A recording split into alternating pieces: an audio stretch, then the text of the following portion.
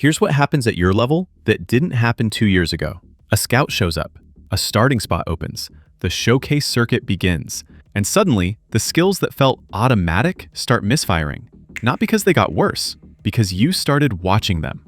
Here's the truth. In Stage 3, we built those skills through deliberate practice, targeted reps, specific feedback, precision under training conditions. That foundation is real, but at this level, something enters the equation that wasn't there before. Results start to carry weight. Recruiting timelines, selection decisions, starting spots that can shift week to week. Your skill gets measured in a new way, and your brain responds to that measurement, often in ways that work directly against your performance.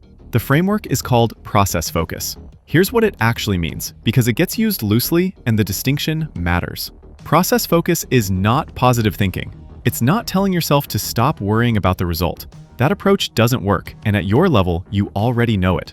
Process focus is specifically redirecting attention, before, during, and after competition, to execution cues you can actually control. Your positioning, your release, your read on the play. Not the scoreboard, not the scout. Here's what it is not. Pretending outcomes don't matter. You play to win. Selection is real. Process focus doesn't deny that. It's a precision tool for keeping your attention on the levers you can pull, while the outcome develops on its own.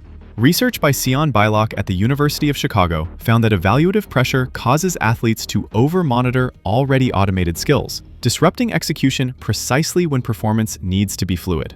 Here's the mechanism. When you monitor results mid-performance, your brain pulls processing resources away from execution. Skills that are automatic, skills you've built over years of deliberate work, get rerouted through conscious evaluation.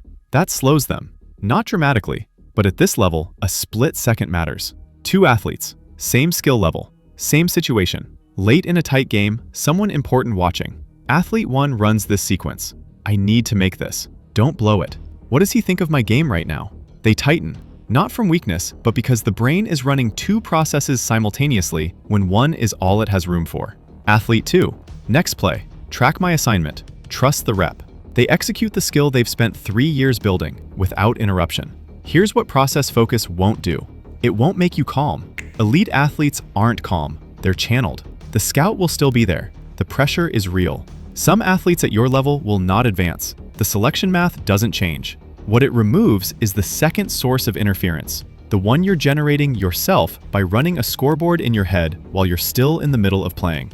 That layer is optional, and it costs you more than you think. The tool is called the process contract. It runs in 3 parts and compounds over 3 to 4 weeks, not one session. Here's step 1. Before your next practice or game, write down one thing you control. Not a result, not a stat, a specific behavior. Your defensive footwork on drives, your approach under pressure, your communication in transition. One thing. That becomes your contract for the session.